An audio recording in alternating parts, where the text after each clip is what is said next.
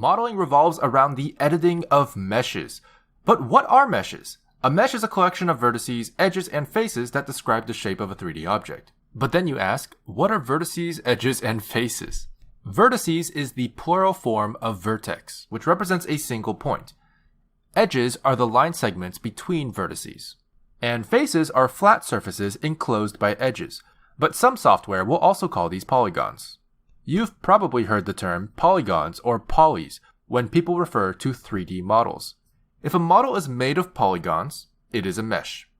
These are the building blocks of all meshes, and modeling involves the manipulation of these building blocks to create a 3D mesh. So how do we create meshes? Well, we already have our cube here, which is a mesh, but let's try to add another mesh.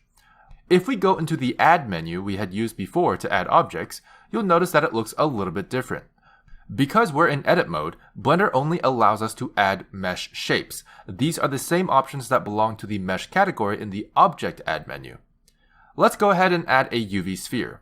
Right now, it's a bit hidden within our cube, so I'm just going to go ahead and hit G to move it outside.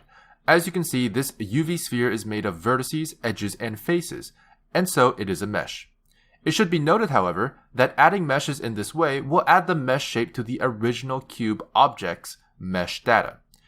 If you toggle back to object mode, you'll notice that both the sphere and the cube are considered as a single object. If you want to add a separate sphere object, you're going to want to use the Object Add menu instead. You can do this by going into Object Mode in the top left. Then go to the Add menu, go to Mesh, and select UV Sphere from there. We will go into the differences between Object and Edit mode in a separate video. Now that you're able to create meshes, it's time to learn how to start editing them.